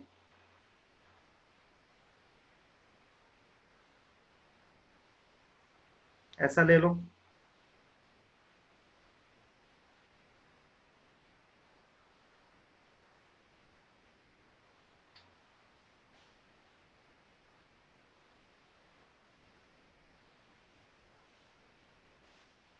ABC देख लो आप। डिस्टेंस वाला क्वेश्चन किसको चाहिए था, आ जाएगा इसका भी आंसर ABC है, मैं लिखी ऐसा रहा हूं वैसे तो। देखो यहाँ पे क्लोरीन बिल्कुल पास है, यहाँ पे क्लोरीन दूर है और दूर है, distance dependent, -i distance dependent दिख रहा है आपको। ठीक है यार, और किसी कुछ अभी क्लियर है सबको? कार्बोक्सिलिक एसिड एलिफेटिक क्लियर है, देख लो समझ लो सब। बेंजोइक एसिड पे जाएंगे अपन।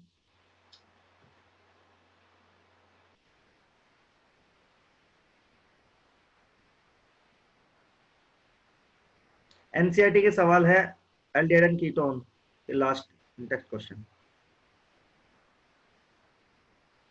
चैप्टर खत्म सर, सही हो आप तो। चलो इसके बाद आगे बढ़ते हैं वन बेंजोइक एसिड पर।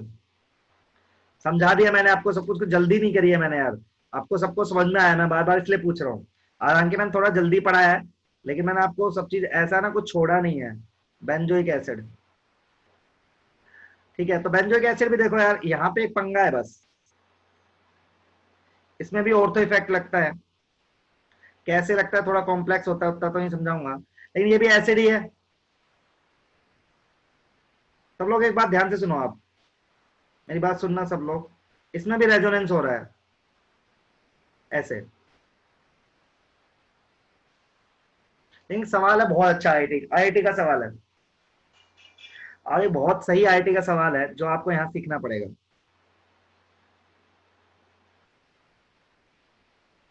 इसमें ना दो तरह का रेजोनेंस है, प्लीज ध्यान से देखना यार, ये हो सकता है आपको बिल्कुल ही ना समझ में आए, तो आप जितना ध्यान से देखें ना उतना आपको मजा आएगा, और ये कंसेप्ट बहुत सुंदर लगता है मुझे। आपका कॉमन सेंस देखो, इसमें दो तरह के रेजोनेंस है। एक को मैं इस पेन से ड्रॉ कर रहा हूँ येलो से, कि ऐसा रेजोनेंस हो जाए। यदि येलो वाला रेजोनेंस होगा तो हमारा एसिड स्टेबल होगा। एक ये वाला भी तो रेजोनेंस है देखो, तो दो रेजोनेंस है, एक ब्लू वाला एक येलो वाला, ठीक है। जो येलो वाला है that will increase the acidic strength, लेकिन ब्लू वाला हो जाएगा तो येलो वाला नहीं होगा। सर हमारे आईआईटी के क्वेश्चन से नहीं बनती, अरे कोई बात नहीं, तुम्हें भी जरूरत पड़ेगा, नीट वाले भूल गया था। आईआईटी का सवाल मतलब ये आपको ऑर्थो इफेक्ट में समझ में आएगा, लेकिन आप थोड़ा सा, ठीक है, थोड़ा सा है, लेकिन सबके लिए देखो, तुमको भी अच्छा लगेगा सुन के। देखो दो रेजोनेंस हो रहे हैं, सब लोग हाँ करो सबसे पहले। एक येलो, जो मैं बात बोल रहा हूँ उसके लिए, एक येलो वाला और एक ब्लू वाला, एक येलो वाला और एक ब्लू वाला। तो यदि येलो वाला रेजोनेंस होगा तो हमारी एसिडिक स्ट्रेंथ बढ़ेगी, यदि ब्लू वाला होगा ना तो हमारा येलो वाला रेजोनेंस, यदि ब्लू वाला रेजोनेंस होगा तो येलो वाला रेजोनेंस नहीं होगा और हमारी एसिडिक स्ट्रेंथ घट जाएगी। समझ रहे हो आप? और होते दोनों ही है, ठीक है, लेकिन इसीलिए ब्लू वाले रेजोनेंस के कारण हमारी एसिडिक स्ट्रेंथ थोड़ी घट जाती है, और इसलिए RCOOH अच्छा एसिड होता है as compared to C6H5COH। Carboxylic acid अच्छे एसिड होते हैं as compared to benzoic acid. ये सवाल है बहुत इंपॉर्टेंट, हाँ ये नोट कर लो, बहुत इंपॉर्टेंट बता रहा हूं मैं। ये समझ में आया क्या? रीजन ही है ना, देख बेंजीन रिंग का भी रेजोनेंस होगा, खुद सोचना यार, रिंग का रेजोनेंस होगा, अब मना तो नहीं कर सकते ना, नहीं होगा यार। तो यदि आपने रिंग का रेजोनेंस करा दिया ना बेटा, ये यहाँ गया ये यहाँ गया, तो ओ पे ऑलरेडी नेगेटिव आ जाएगा, फिर ये वाला नेगेटिव कैसे रेजोनेट करेगा? नहीं कर पाएगा ना ये, क्योंकि ये तो चला गया। तो सोच, समझा? तो ब्लू वाला रेजोनेंस ना घटाता है एसिडिक स्ट्रेंथ को, येलो वाला बढ़ाता है। अब हम ये नहीं कह सकते कि ब्लू वाला ही हो रहा है येलो वाला ही हो रहा है, हम कह रहे दोनों हो रहे होंगे। तो उतने अच्छे से, जितने अच्छे से रेजोनेंस इसमें होता है ना, जितने अच्छे से रेजोनेंस इसमें होता है उतना अच्छे से इसमें नहीं होता। जितना कार्बोक्सिलेट आयन में रेजोनेंस अच्छे से होता है ना, हाँ बिल्कुल पीयूष ये बोल रहा हूँ प्लस एम, वही प्लस एम ही बोल रहा हूँ। तो जितना अच्छे से रेजोनेंस कार्बोक्सिलेट आयन में होता है उतना अच्छे से बेंजोइक एसिड वाले में नहीं होता है। Clear sir? हाँ हेलो सर? हाँ बोलो सर, लेकिन इसमें बताना जो RCOH वाले ग्रुप में R ग्रुप तो प्लस आई वो तो दे रहा है, तो वो तो एसिडिटी और कम करेगा ना। प्लस एम टाइप का हो गया ना, देख ये बेंजीन तो प्लस एम टाइप का हो गया बेटा, इसको प्लस आई भी मान लेगा तभी भी गड़बड़ है। हेलो अच्छा समझ गया, वही तो बता रहा हूँ मैं भी। ठीक है सर, समझे सब लोग? ये वाला जो लिखा है बोर्ड पे क्लियर तो डन लिख दो। यदि आपके बोर्ड पे जो लिखा हुआ है वो डन है, आपको समझ में आ गया तो डन लिख दो सर। डन है ना? चलो आज घर जाके पढ़ लेना ये सब, बैंड बज जाएगी, नहीं तो बहुत कुछ पढ़ाया आज मैंने। घर जाके पढ़ना जरूर आज, नहीं तो कंफ्यूज हो कल। आराम से सोच के बैठ के 1 घंटा देना आज इसको। अच्छा एसिडिक स्ट्रेंथ की बात करते हैं तो सेम ही यार, बेंजोइक एसिड में भी तो सेम ही कहानी है। क्या कहानी है? Minus M and minus I increase करेगा, plus M and plus I क्या करेगा? डिक्रीज। और एक बात मेरी याद रख लो प्लीज, इसका एक्सप्लेनेशन मैं दूंगा बहुत दिनों बाद, ठीक है? हाँ घर में ही तो है, पता है, बहुत दिनों बाद मतलब 3-4 दिन के बाद दूंगा। आज याद रख लेना, एक्सट्रीम इंपॉर्टेंट बात है। ऑर्थो सब्स्टिट्यूटेड, याद कर लेना अभी, ortho substituted benzoic acid is more acidic than benzoic acid। देखो उल्टा है, अभी इसका रीजन नहीं दिया। जैसे ऑर्थो सब्स्टिट्यूटेड एनिलीन था वो वीकर था, ऐसे ortho substituted benzoic acid stronger है। सब लोग रट्टा मारो अभी इस बात को, ठीक है? इसका एक्सप्लेनेशन बाद में दूंगा मैं। सर चाहे वो पैरा हो चाहे मेटा हो, हाँ कुछ भी हो। सर एक रिक्वेस्ट है, प्लीज ये लेक्चर यूट्यूब पे डाल देना। हाँ बिल्कुल, ये रिकॉर्ड हो रहा है एकदम बढ़िया तरीके से। आप मुझे रोजाना याद दिला देगा और रिकॉर्ड हो रहा है ना, आपकी स्क्रीन पे रिकॉर्ड लिखा रहा होगा। तो आप 2 बातें याद रखेंगे मेरी आज के लिए सबसे इंपॉर्टेंट। ऑर्थो सब्स्टिट्यूटेड एलिनीन होता है ना, वो वीकर होता है, लेकिन ऑर्थो सब्स्टिट्यूटेड बेंजोइक क्या होता है, स्ट्रॉन्गर होता है। ऑर्थो सब्स्टिट्यूटेड क्या होता है, स्ट्रॉन्गर। तो ऑर्थो सब्स्टिट्यूटेड एनिलीन का तो मैंने एक्सप्लेनेशन दिया था आपको, इसका एक्सप्लेनेशन नहीं दिया मैंने, लेकिन आपको याद रखना है बेटा, इसका एक्सप्लेनेशन नहीं दिया पर याद रखना है। ऑर्थो सब्स्टिट्यूटेड जो बेंजोइक एसिड होता है वो स्ट्रॉन्गर एसिड होता है बेंजोइक एसिड के बाद, समझे? तो अब इसका क्वेश्चन, डाउट्स? सुप्रिया क्या बोल रही है? सुप्रिया आज माफ कर दे यार, due to the bulky group of COH group. हाँ बिल्कुल बिल्कुल राकेश, बिल्कुल ऐसा ही कुछ है, लेकिन अभी मैं बाद में बताऊंगा इसका। अरे सर दिखा तो दो। अच्छा दिखाना है, सॉरी यार, इतना ही रख लेता है आज, फिर ऐसा करते हैं कल यहीं से स्टार्ट कर देंगे। कुछ भी हो नितिश, कुछ भी हो नितिश, कुछ भी हो, irrespective of all the factors, ortho substituted benzoic acid is stronger acid than benzoic acid.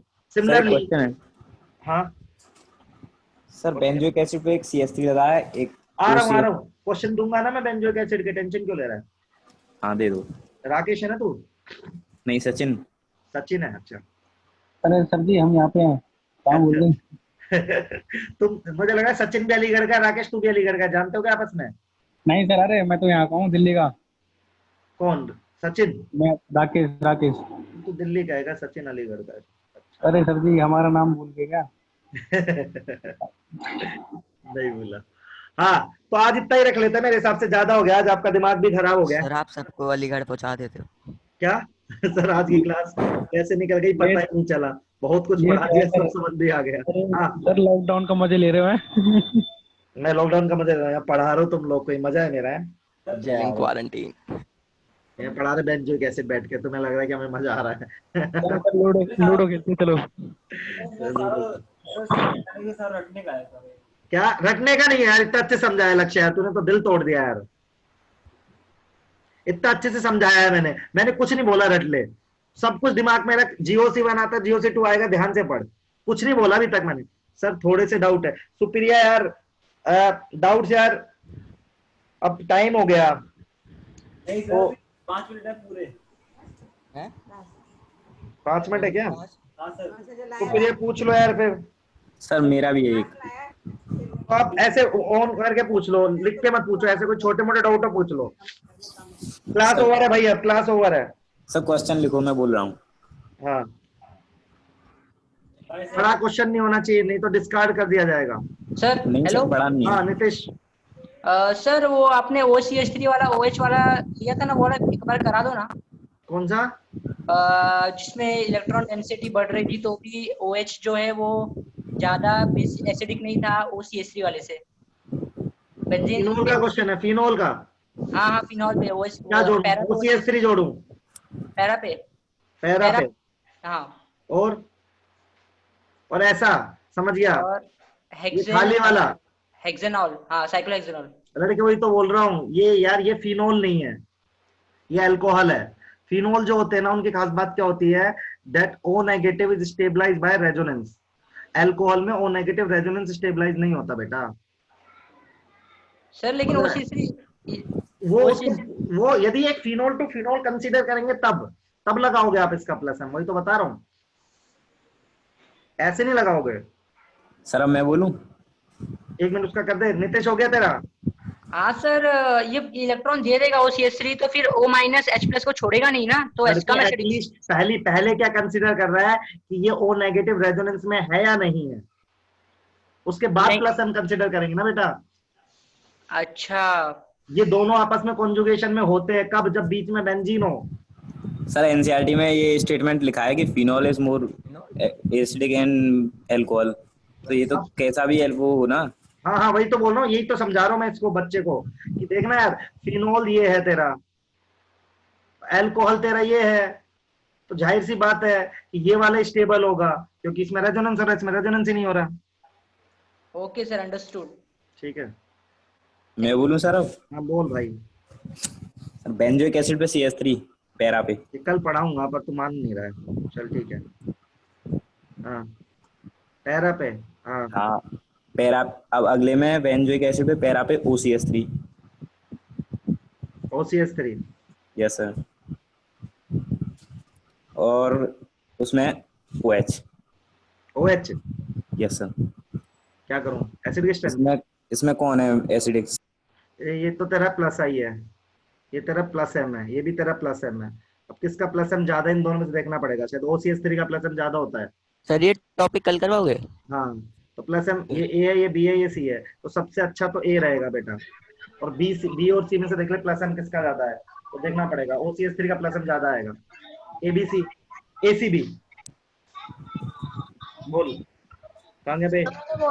हाँ सर, इसमें तो सर ABC दे रखा है आंसर। ABC, तो इन दोनों का प्लस एम का ऑर्डर चेक कर ले, किसका ज्यादा आता है, बस समझ रहा है? Okay sir. सर ठीक हाँ है। हाँ सर व्हाट्सएप करें देखिए एक बार। हाँ लड़की देख रहा हूँ। लड़की कल तक रुक जाना। ऑप्टिकल एक्टिविटी कैसे है इसमें? POS है लड़की, जो तूने दिया POS समझती है क्या लड़की? सर हम छोड़ दें क्या? हाँ छोड़ सकते हो, क्लास छोड़ सकते हो। मैं रिकॉर्डिंग में स्टॉप कर देता हूँ। सुप्रिया